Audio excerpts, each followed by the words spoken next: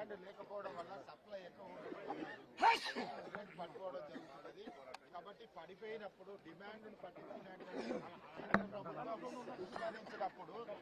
Supply ఎక్కున్నప్పుడు కేంద్ర ప్రభుత్వం మద్దతు తెలపాలి. భారతీయ జనతా పార్టీ అదేవిధంగా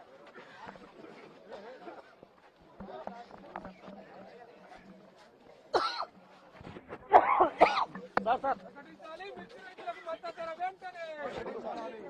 ప్రకటించాలి మిర్చి రైతులకు మద్దతు ధర వెంటనే. ప్రకటించాలి మిర్చి రైతులకు మద్దతు ధర వెంటనే. ప్రకటించాలి మిర్చి రైతులకు మద్దతు ధర వెంటనే.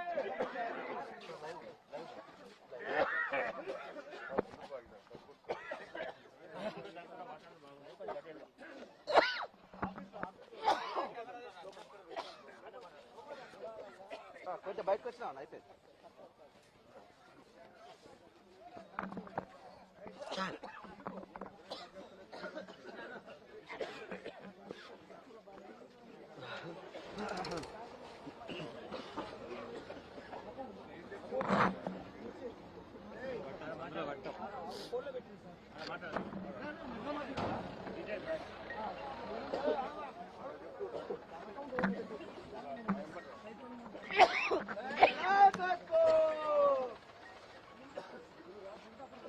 అన్న ఎంతసేపు ఉంది?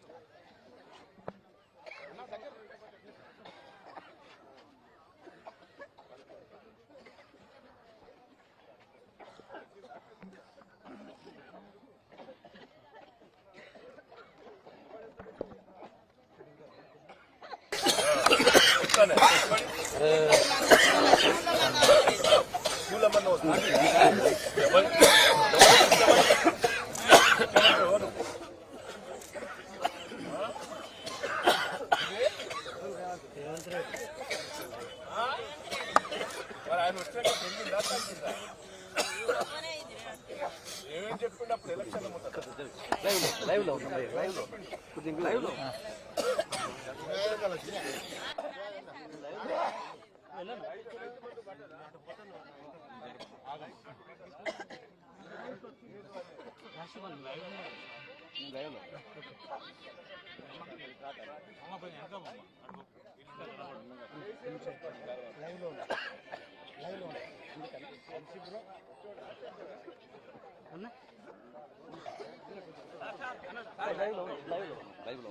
సేమ్ వచ్చింది.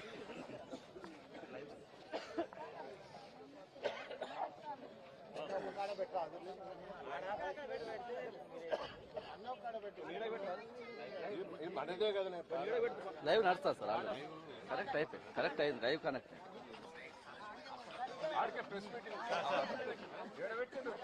లైవ్ కనెక్ట్ అయింది ఆల్రెడీ.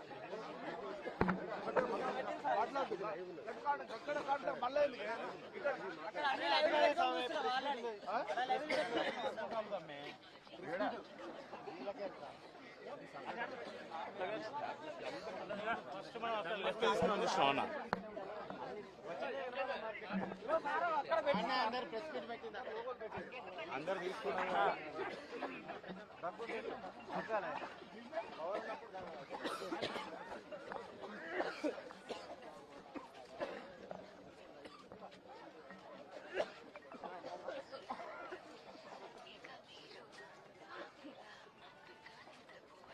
ప్రకటించాలి మిర్చి రైతులకు మద్దతు ధర వెంటనే.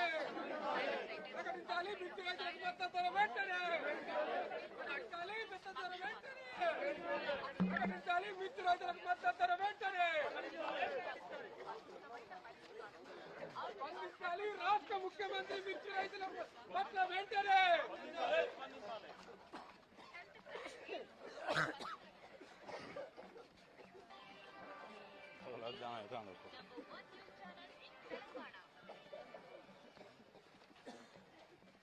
అందరూ అన్నాయి.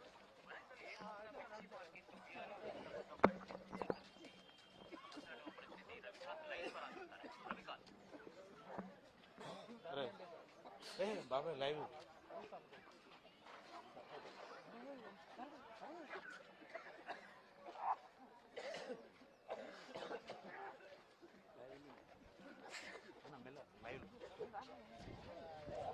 ఇది రైట్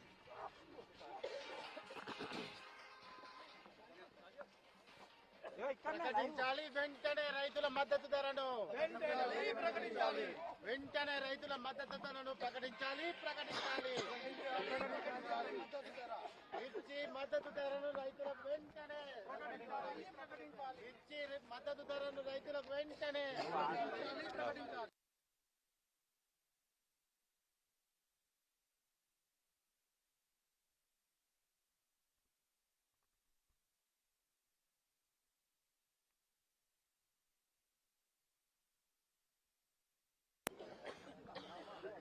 బాబు కోపం ఉండడం తెచ్చి ఇలా పడేస్తే అయిపోతుంది.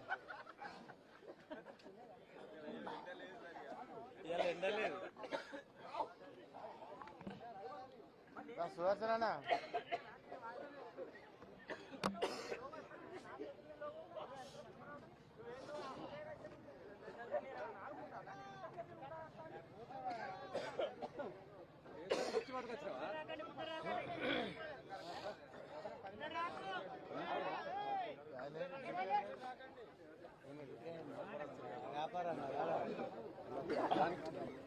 దావే రమణాన్న దా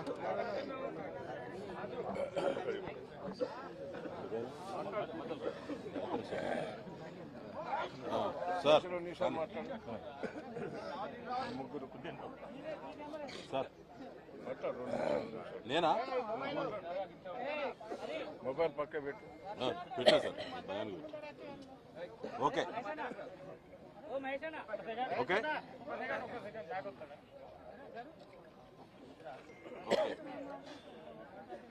రైతులందరికీ నమస్కారం.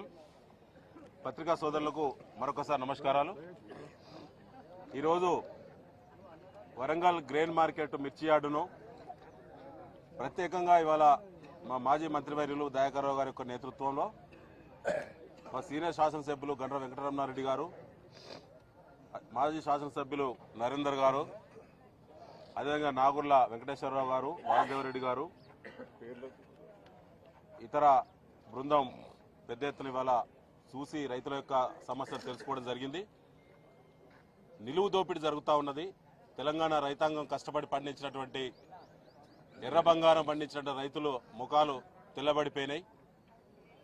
1,50,000 2 లక్షల రూపాయల పెట్టుబడి ఎకరానికి పెట్టినటువంటి మిర్చి రైతు ఇవాళ మార్కెట్కి వచ్చిన తర్వాత గత 10 సంవత్సరాల్లో ఎప్పుడు లేనంత మిర్చి ధరలు ఈ సంవత్సరం పడిపోవడం దుర్మార్గం. ఇది కాంగ్రెస్ పార్టీ ప్రభుత్వం వైఫల్యం, పూర్తిగా కాంగ్రెస్ పార్టీ బాధ్యత. వారికి ఏమాత్రం కూడా అవగాహన లేకపోవడం మార్కెటింగ్ వ్యవస్థ పైన. గతంలో ఉన్నటువంటి నిల్వలను ఎక్స్పోర్ట్ పర్మిషన్స్ ఇచ్చి బయటికి పంపకపోవడం, విస్తీర్ణం ఎంత ఉందో, రైతులు ఎంతమంది ఎంత విస్తీర్ణంలో ఏ రకమైన మిర్చి పంట పండిస్తారో ఈ ప్రభుత్వానికి అంచనా లేకపోవడం, సరైనటువంటి సమీక్ష లేకపోవడం, చిత్తశుద్ధి లేకపోవడంతో ఇవాళ గతంలో 30 నుంచి 1,00,000 రూపాయలు పలికినటువంటి ధర ఇవాళ 3-4 వేల నుంచి మొదలుకొని 13,000 వరకే ఇలా ధర పడిపోయింది. ఎంత మంచి రకాలైనా 13,000 లోపే. అంటే ఇది దుర్మార్గం. ఇది నిలువు దోపిడీ జరిగింది. రైతులు గత సంవత్సరం కూడా ధరలు మళ్ళా వస్తాయేమో, పెరుగుతామని చెప్పి ఆశపడి కోల్డ్ స్టోరేజ్లో నిల్వలు పెట్టినటువంటి రైతాంగం పరిస్థితి మరీ ఘోరం. ఆనాడు 70-80,000 ధర ఉన్నప్పుడు కూడా ఇంకా ఎక్కువ వస్తుందని చెప్పి ఆశపడి నిల్వ పెట్టుకున్న రైతులు వాళ్ళని చూసి ఇంకా ధరలు ఎక్కువ ఉంటాయని చెప్పి ఎక్కువ పెట్టుబడి పెట్టి మంచి నాణ్యమైన మిర్చి పంటను తీసినటువంటి ఇప్పటి రైతులు ఇలా తలబాదుకునే పరిస్థితి వచ్చింది. కాబట్టి ఆనాడు కేసీఆర్ గారు ప్రభుత్వం ఉన్నప్పుడు ఇదే వరంగల్ జిల్లాలో రైతులకు పంట వివిధ పద్ధతుల్లో నష్టం జరిగితే 110 కోట్ల రూపాయలు తీసుకొచ్చి రాజకీయాలకు అతీతంగా రైతులందరికీ ఆనాడు నష్టపరిహారం ఇచ్చినటువంటి ఘనత కేసీఆర్ గారిది. ఇవాళ చూసైనా బుద్ధి తెచ్చుకోండి. ముఖ్యమంత్రి రేవంత్ రెడ్డి గారు, ఈ జిల్లాకు చెందినటువంటి మంత్రులు సురేఖ గారు, సీతక్క గారు, ఈ జిల్లా కాంగ్రెస్ పార్టీ ఎమ్మెల్యేలు ఒక్కనాడు కూడా రైతుల గురించి మాట్లాడటం లేదు. ఒకనాడు కూడా గ్రెయిన్ మార్కెట్లో జరుగుతున్నటువంటి లావాదేవీల గురించి ఒకనాడు కూడా మాట్లాడట్లేదు. కుంభకోణాలలో మాత్రం మీ పాత్ర స్పష్టంగా ఉంటుంది. రైతులు పండించినటువంటి ధాన్యం కుంభకోణంలో పైసలు పంచుకుంటారు. రైతులు పండించినటువంటి CCI కొనుగోలులో, పత్తి కొనుగోలులో జరిగే కుంభకోణంలో పైసలు పంచుకుంటారు. ఇలా మిర్చి మిర్చి సంబంధించినటువంటి లావాదేవీలో కూడా మీ హస్తం ఉంటుంది, కానీ ఏ ఒక్కనాడు కూడా మీరు చిత్తశుద్ధితో పనిచేయటం లేదు.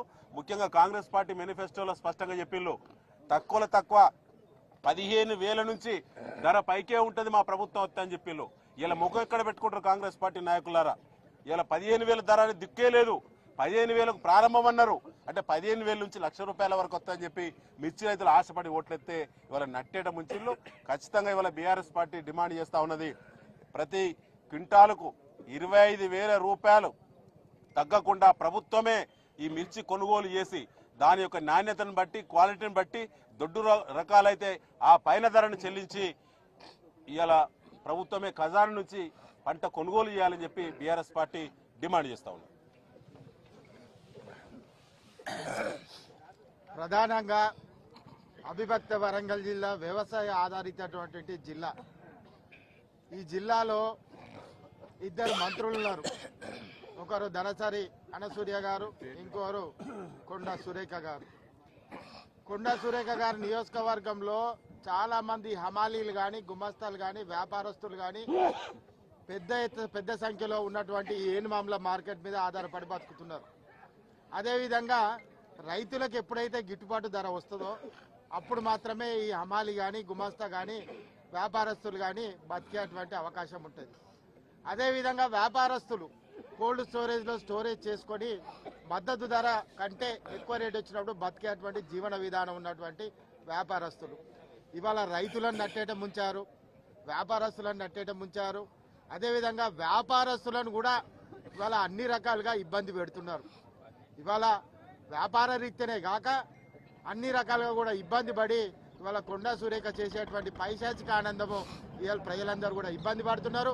నువ్వు కనీసం మంత్రి ఇక్కడ జీవనోపాధి ఉన్నటువంటి వాళ్లకు కనీస విలువలతో ఉన్నటువంటి మద్దతు ధరను ఇప్పించే ప్రయత్నం కూడా చేస్తలేరు. కాబట్టి మేము ఒకటే డిమాండ్ చేస్తున్నాం, పోయిన సంవత్సరం ఏదైతే మిర్చి ధర ఉందో అది యథావిధిగా ఈ సంవత్సరం కొనసాగాలి. అది కొనసాగని పక్షాన ఇవాళ కేంద్ర ప్రభుత్వం భారతీయ జనతా పార్టీ కూడా తప్పు చేస్తున్నది. ఇవాళ ఒక్కరు గారు దొందే, 2 దొంగలే. ఇవాళ రాష్ట్ర ప్రభుత్వం మద్దతు ధర ఇస్తలేదు.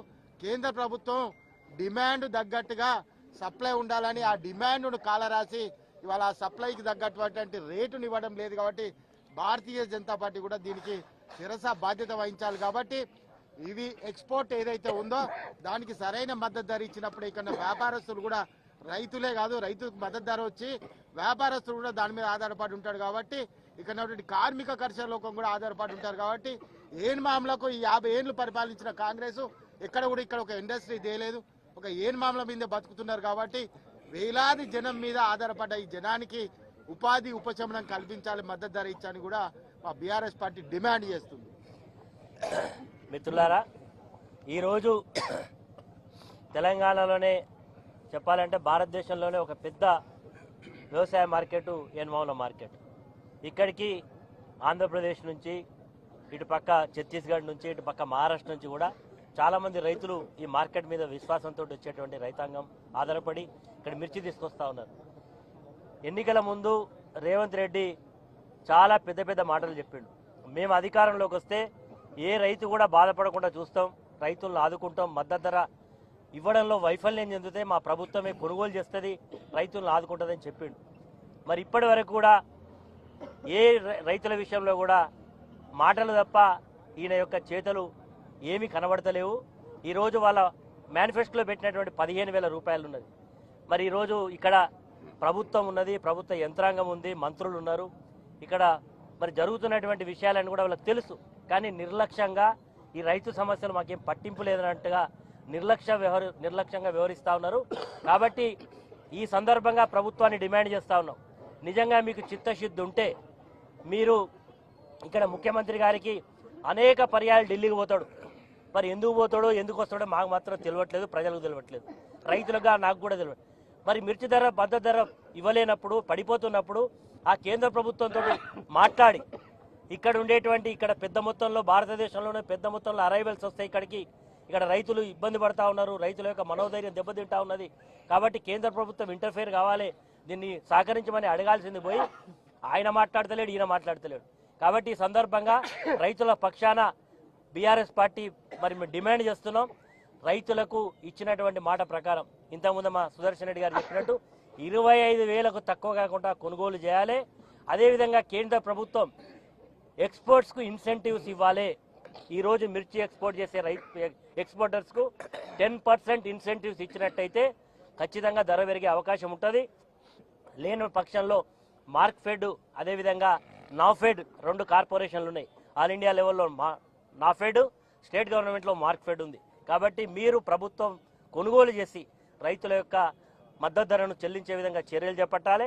ఒకవేళ చెల్లించని పక్షంలో బీఆర్ఎస్ పార్టీ మాత్రం తప్పకుండా రైతుల పక్షాన ఏ పోరాటానికి సిద్ధంగా ఉంటాం. ఇప్పటికీ చాలా విషయాలలో రైతులు మోసం చేసిండ్రు. మరి ఎంతో గంభనంగా చెప్పిండ్రు, మేము వడ్లు కొంటే 500 రూపాయల బోనస్ ఇస్తామని చెప్పిండ్రు. మరి భూపాలపల్లి జిల్లాలో దాదాపు 50 కోట్ల రూపాయల బకాయిలు ఉన్నాయి. ఇప్పటి వరకు 1 రూపాయి చెల్లించలేరు. రుణమాఫీ అనేది ఒక పెద్ద బోకస్ అయిపోయింది. రైతులకు రావాల్సినటువంటి రైతు బంధు రాకుండా కాలయాపన చేస్తూ ఉన్నారు. 26 జనవరి అయిపోయింది, మరి ఇప్పుడు మళ్ళా 31 మార్చి అంటా ఉన్నారు. ఈయన అయోమయం జగన్నాథంలా ఉన్నది. నీటి ఇవ్వలంలో ఆనాడు దయాకర్ రావు గారు మంత్రులు, మేమందరం శాసనసభ్యులు ఉన్నాం. DBM 38 కానీ వరంగల్ వచ్చేటువంటి కాకతీయ కెనాల్ ద్వారా సర్ప్లస్ వాటర్ వర్షాకాలం మే నెలలో కూడా మరి చెరువులు మత్తడి అదేవిధంగా నీళ్ళు ఇచ్చినాం. ఎక్కడ కూడా పంట పొలాలు ఎండకుండా చూస్తున్నాం.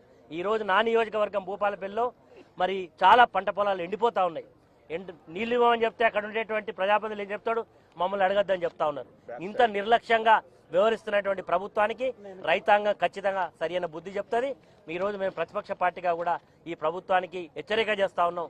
రైతులను నిర్లక్ష్యం చేసినటువంటి ప్రభుత్వాలు కాలగర్భంలో కలిసిపోయినటువంటి చరిత్ర ఉన్నది.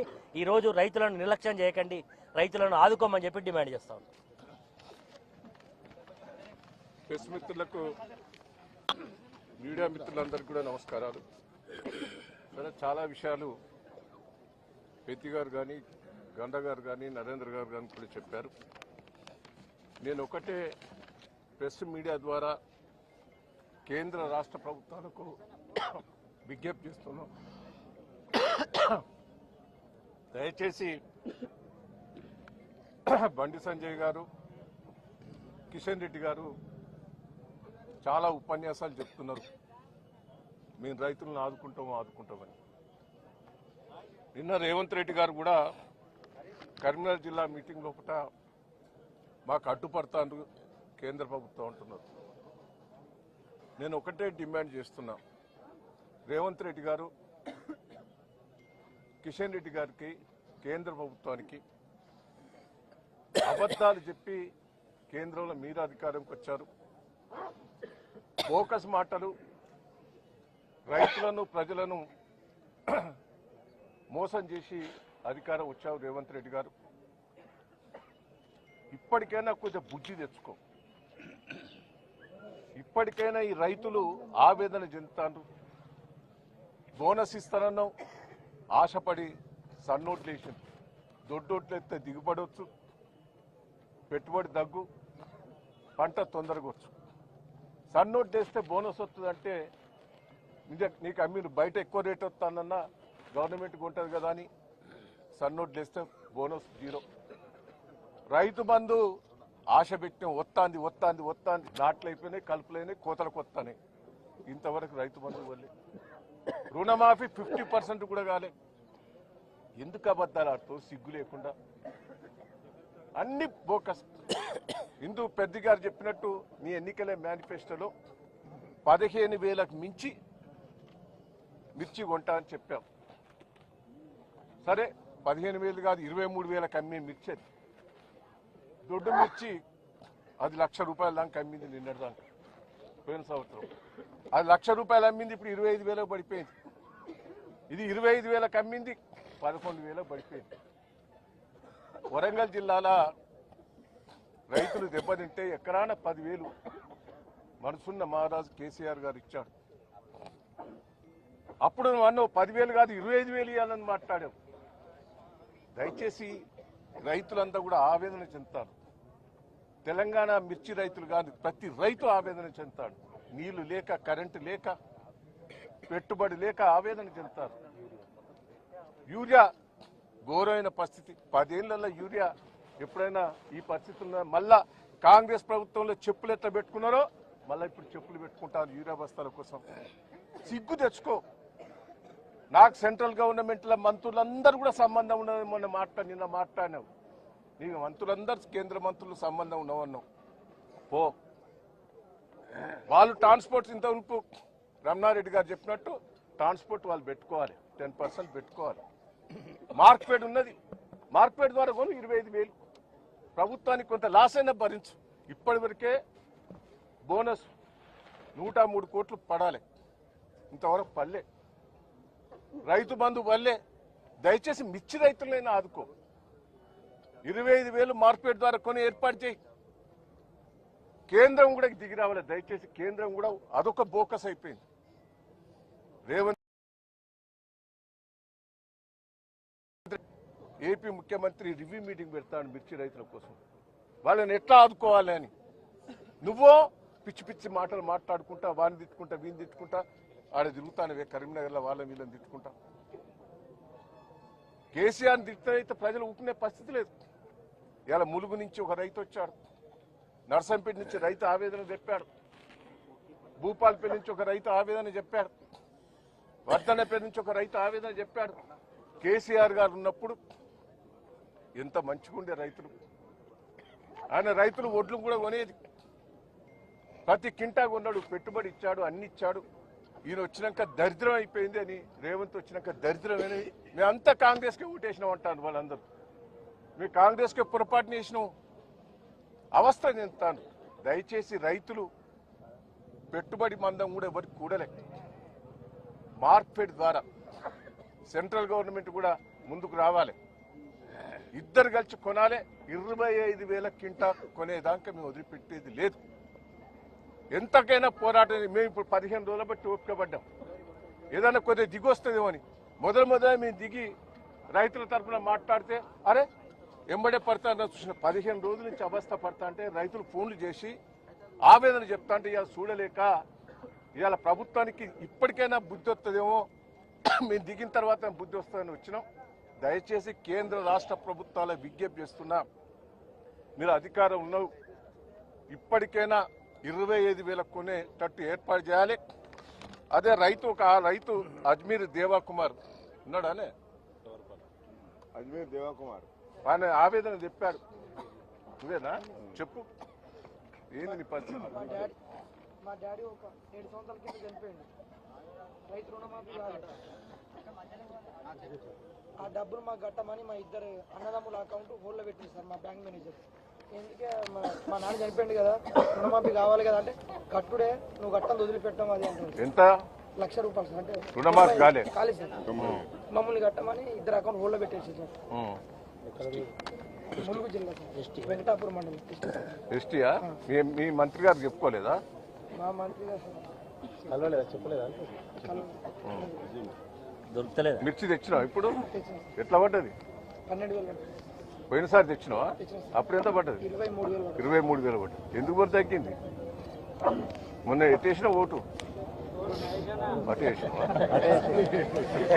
మాట్లాడతా, బ్యాంక్ మేనేజర్ మాట్లాడతాడు, బ్యాంక్ మేనేజర్ తోటి మాట్లాడతాడు సార్. Thank you. ప్రెస్ మీడియాలకు చేతులెత్తి మొక్కుతున్న రైతుల కోసం కొద్దిగా ఎక్స్పోజ్ చేయండి, స్టోరీలు చేయండి. రైతుల ఆవేదన కేంద్ర ప్రభుత్వానికి రాష్ట్ర ప్రభుత్వం తెలిసే రూపంగా ప్రెస్ మీడియా వాళ్ళు హైలైట్ చేయాలి.